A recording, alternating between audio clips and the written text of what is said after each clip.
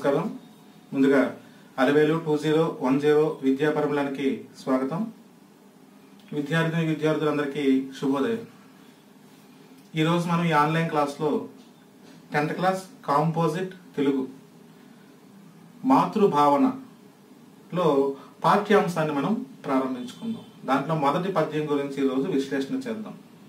అయితే మొదటి పద్యం గురించి తెలుసుకునే ముందుగా గత కాలాంశంలో జరిగినటువంటి విషయాల్ని కాస్త పునశ్చరణ చేసి తదుపరి కాలాంశంలోకి వెళ్దాం. గత కాలాంశంలో మనం ఈ మాతృభావన పాఠ్యాంశానికి సంబంధించి కవి పరిచయం గడియారం వెంకట శేష శాస్త్రి గారి చేత చెప్పబడినటువంటి కవి పరిచయాన్ని చెప్పుకున్నాం, ప్రకృతిని చెప్పుకున్నాం, ప్రక్రియను చెప్పుకున్నాం, తదుపరి నేపథ్యాన్ని కూడా చెప్పుకున్నాం. ఇంక ఈరోజు పాఠాన్ని ప్రారంభించుకుందాం. పాఠాన్ని ప్రారంభించుకునేటప్పుడు ఈ పాఠం అంతా దేనికోసం అంటే కళ్యాణ దుర్గాన్ని జయించినటువంటి సోమదేవుడు శివాజీ యొక్క మంత్రి, అక్కడ ఉన్నటువంటి ఆ సర్దార్ని పట్టి బంధించి, అలాగే అక్కడ ఉన్న రాజ్య సంపదల్ని, అక్కడ ఉన్నటువంటి అంతఃపుర స్త్రీలని బంధించి తీసుకొచ్చి శివాజీ దగ్గరికి ముందు పెట్టడం, శివాజీకి చెప్పడం.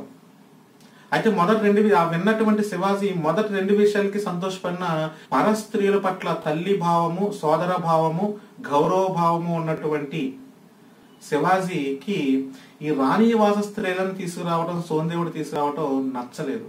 విపరీతమైన కోపం వచ్చింది.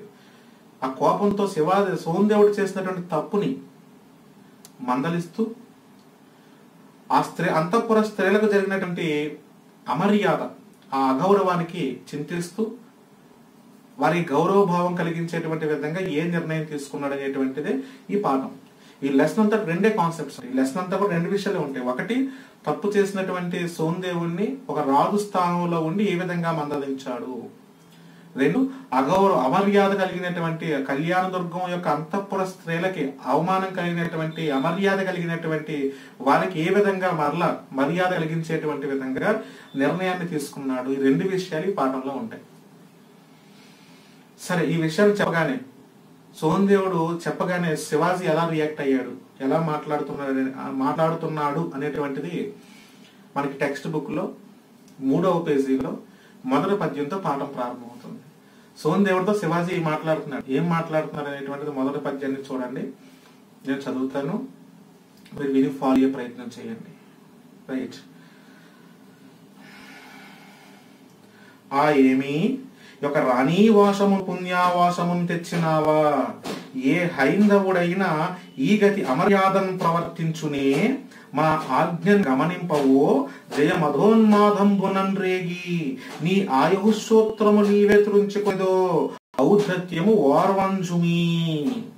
మరొక్కసారి, ఏమి యొక్క రాణీవాసమును పుణ్యావాసమును తెచ్చినావా, ఏ హైందవుడైన ఈ గతి అమర్యాదన్ ప్రవర్తించునే, మా ఆజ్ఞన్ గమనింపవో జయ మధోన్మాదంబునన్ రేగి, నీ ఆయుఃసూత్రము నీవే త్రుంచుకొనదో ఔద్ధత్యము ఓర్వంజుమి.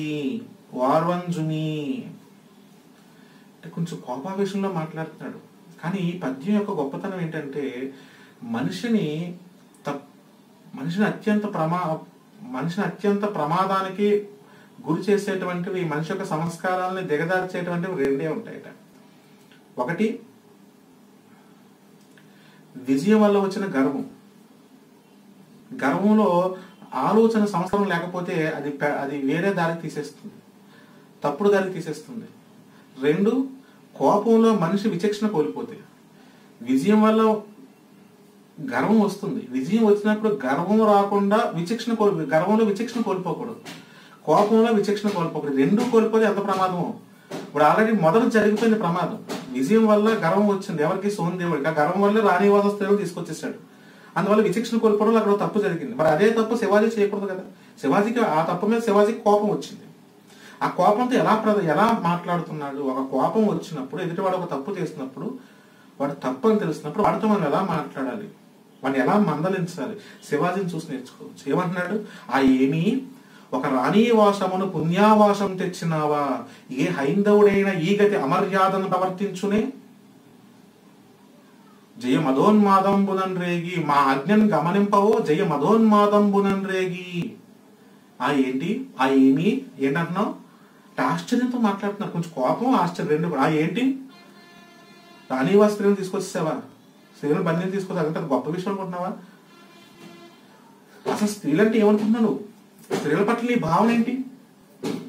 రాణీవాసమును, రాణీవాసం అంటే రాణి అంటే అంత వాసం అంటే అర్థం ఏంటంటే నానార్థాల్లో వాసం అనే దానికి ఒకటి వస్త్రం వస్తుంది, రెండు నిలయం అని కూడా వస్తుంది. ఇక అంతఃపుర స్త్రీలు, ఏ అంతఃపుర స్త్రీలు? కళ్యాణ దుర్గం యొక్క అంతఃపుర స్త్రీలు. వాళ్ళని ఏం చేస్తున్నావు? పట్టి బంధిని తీసుకొచ్చారు, చాలా తప్పు. స్త్రీలు అంటే శివాజీకి ఏంటి భావం? పుణ్యావాసము. స్త్రీలు అంటే ఏమనుకుంటున్నావు? సోదరుడితో మాట్లాడుతున్నాడు. స్త్రీలు అంటే ఏమనుకుంటున్నావు? పుణ్యావాసము. పుణ్య ప్లస్ ఆవాసము, పుణ్యానికి నిలయమైనటువంటిది. పుణ్యానికి నిలయం వాళ్ళు. స్త్రీలను ఎక్కడ గౌరవిస్తామో అక్కడ అక్కడ సకల సంపదలు కలుగుతాయి. ఎక్కడ స్త్రీని అవమానపరుస్తామో అక్కడ సర్వనాశనం కలుగుతుంది. కాబట్టి పుణ్యావాసమును, పుణ్యానికి నిలయమైనటువంటి రాణీవాసమును, అంతఃపుర స్త్రీలను తెచ్చినావా, తీసుకొచ్చావా? దీన్ని బట్టి మనకి ఏమవుతుంది? స్త్రీల పట్ల శివాజీకి ఉన్న భావం ఏంటి? పుణ్యావాసం. ఒక్క మాటలో చెప్పాలంటే పుణ్యావాసము. ఆవాసం అన్న నిలయమే, పుణ్యానికి నిలయం.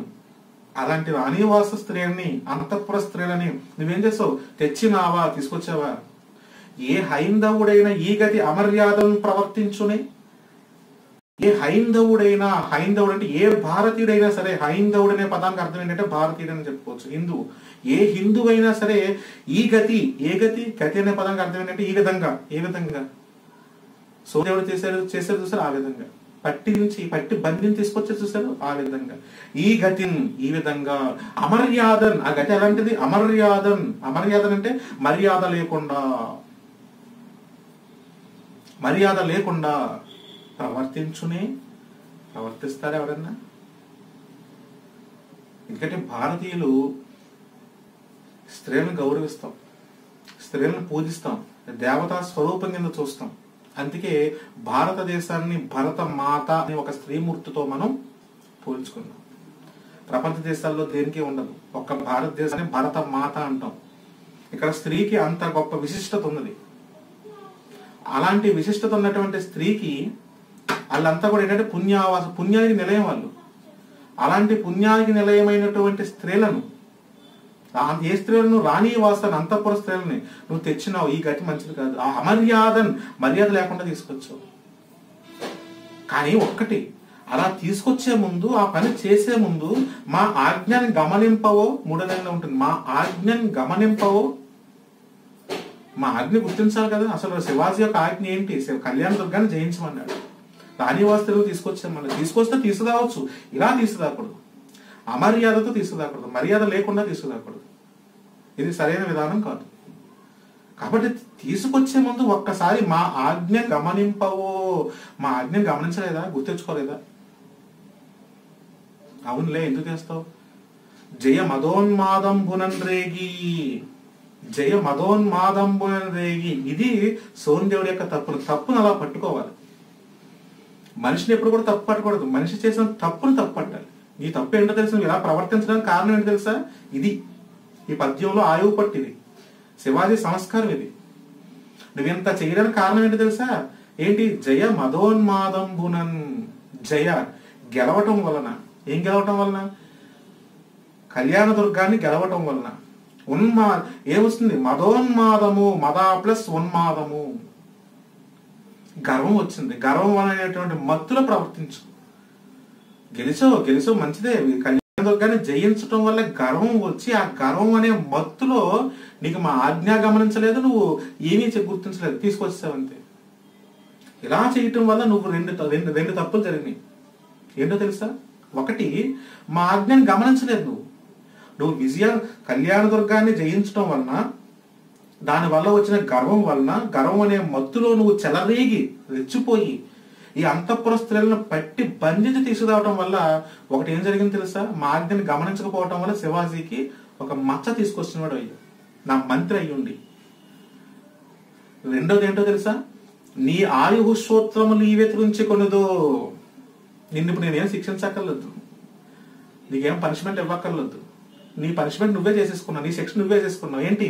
నీ ఆయువు సూత్రములు ఇవే తుంచుకున్నదో, నీ ఆయువు, నీ ప్రాణాలు అనేటువంటి సూత్రములు, త్రాడుని నువ్వే తెంపేసుకున్నావు, నీ ప్రాణాలకు నువ్వే పెట్టేసుకున్నావు. అసలు ఇంకెవడో పెట్టక్కర్లేదు నీకెవడో. ఇప్పుడు నేను భటుల్ని కేకేసి ఇంత పని చేసినటువంటి సోమదేవుని తీసుకుని ఊరేసేయండి, జైల్లో పడేయండి, ఇలాంటివి ఏమీ చేయక్కర్లేదు. నీ అంతకు నువ్వే చేసేసుకున్నావు. నేనేం చేశానండి? అంతఃపుర స్త్రీలని అమర్యాదతో, గౌరవభావం లేకుండా, పుణ్యానికి నిలయమైనటువంటి స్త్రీలు నీ పట్ల ప్రవర్తించు, ఆ ప్రవర్తన నీకు చావుకు దారితీస్తుంది. రాసిచ్చేసారు. ఇంకా దానికి దీనికి సంబంధం ఏంటని మీరు అనుకోవచ్చు. రామాయణం చూడండి. రామాయణంలో రావణాసురుడు అత్యంత సంపన్నవంతుడు, గొప్ప రాజు, రాజతాంత్రికుడు. అతనికి ఉన్నటువంటి రాజనీతి ఎవరు కూడా తెలియదు కూడా, రాముడు కూడా తెలియదని చెప్పి కొన్ని విషయాలు కొన్ని పురాణాల్లో చెప్తుంటాయి. అలాంటి రావణాసురుడు ఎందుకు తన రాజ్యాన్ని కోల్పోవాల్సి వచ్చింది? ఎందుకు తన ప్రాణాలు కోల్పోవాల్సి వచ్చిందంటే సీతాదేవిని అపహరించడం వల్ల, ఆవిడకి అగౌరవాన్ని కలిగించడం వల్ల. అందువల్లే రాముడి చేతిలో చచ్చిపోవాల్సి వచ్చింది, రాజ్యాన్ని కోల్పోవాల్సి వచ్చింది.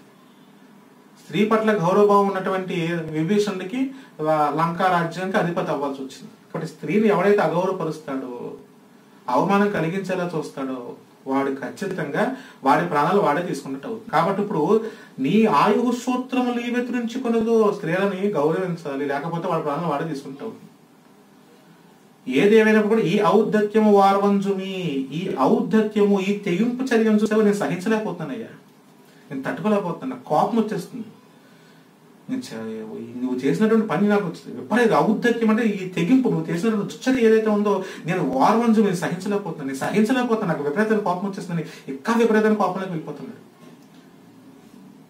ఆ కోపంలోకి వెళ్ళిపోయినప్పుడు ఇక అతను ముఖం హావాభావాలు ఎలా ఉన్నాయి, అతని ఎక్స్ప్రెషన్స్ ఎలా ఉన్నాయి, ఇక ఎంత ఉన్మాదం, ఇతను ఎంత డిప్రెషన్ లోకి వెళ్ళిపోయాడు అనేటువంటిది తెలుసుకోవాలంటే 2వ పద్యంలోకి వెళ్ళాలి. అతను ఏ స్థితికి వెళ్ళిపోయాడు శివాజీ అనేటువంటిది 2వ పద్యంలోకి వెళ్తే తెలుస్తుంది. అది రేపటి కాలాంశంలో చెప్పుకుందాం. ఎందుకంటే ఇప్పుడు చెప్పుకున్నటువంటి ఈ పద్యం పబ్లిక్ ఎగ్జామ్స్ లో చాలా చాలా ఇంపార్టెంట్. ఈ పద్యం మనకి కంఠస్థం రావాలి, ఈ పద్యం యొక్క ప్రతిపదార్థం మనకి కంఠస్థం రావాలి. చాలా మంది విద్యార్థులు ఏం చేస్తుంటారంటే పద్యాన్ని పద్యంగా చదువుతారు, భావాన్ని భావంగా చదువుతారు, ప్రతిపదార్థంగా చదువుతారు. 3 డివైడ్ చేయకండి. ఒక పద్యం చదువుతుండగానే దాంట్లో ప్రతి పదానికి అర్థం తెలిసిపోతూ ఉండాలి, ఆటోమేటిక్గా భావం వచ్చేయాలి. అప్పుడు మనం పద్యాన్ని కంఠస్థం చేయక్కర్లేదు, సులభంగా బైహార్ట్ చేయక్కర్లేకుండా వచ్చేస్తుంది, వచ్చింది ఎప్పటికీ మర్చిపో. కాబట్టి ఈ పద్యం ఏంటి, ఎలా నేర్చుకోవాలి? ఒకసారి పద్యం చూద్దాం. ఆ ఏమి అంటే ఏమని చెప్పొచ్చు? ఆ ఏమిటి? రాణీవాసమున్ అంతఃపుర స్త్రీలను. ఈ అంతఃపుర స్త్రీలు ఎవరు? పుణ్యావాసమును, పుణ్యానికి నిలయమైనటువంటి అంతఃపుర స్త్రీలను తెచ్చినావా, తీసుకొచ్చావా? ఏ హైందవుడైనా, ఏ భారతీయుడైనా ఈ గతిన్, ఈ విధంగా అమర్యాదన్, మర్యాద లేకుండా ప్రవర్తిస్తాడా? మా ఆజ్ఞని గమనింపవో, మా ఆజ్ఞని గుర్తించలేదా? జయ మదోన్మాదంబులను రేగి, విజయం సాధించడం వల్ల మదోన్మాదంబును, గర్వంతో కూడిన మత్తు వల్ల రేగి చెలరేగి, నీ ఆయువు సూత్రములు, నీ ప్రాణాలు అనేటువంటి సూత్రాలని నీవే తులుచుకున్నదో నీవే పోగొట్టుకున్నావు. ఈ ఔద్ధత్యము, ఈ తెగింపు చర్య, ఈ దుశ్చర్య ఎప్పుడు నువ్వు చేయలేదు. ఇలాంటి చర్య వారవంజుమి సహించలేను. ఆ విధంగా నేర్చుకునే ప్రయత్నం చేయండి. ఈ పద్యం ఖచ్చితంగా అందరికీ రావాలి, ప్రతి పదార్థం కూడా చదవాలి. ఒకసారి దీంట్లో వ్యాకరణాంశాలు కూడా చూద్దాం. మొదటి లైన్ లో చూడండి, వాసము. రాణి వాసంలో వాసం అని చూస్తారు. ఆ వాసాన్ని మీరు అండర్లైన్ చేసుకోండి. వాసం అంటే నానార్థాల్లోకి వచ్చేసరికి దానికి నిలయం అని చెప్పుకోవచ్చు, వస్త్రం అని కూడా చెప్పుకోవచ్చు. తదుపరి పుణ్యావాసం అని చూడండి.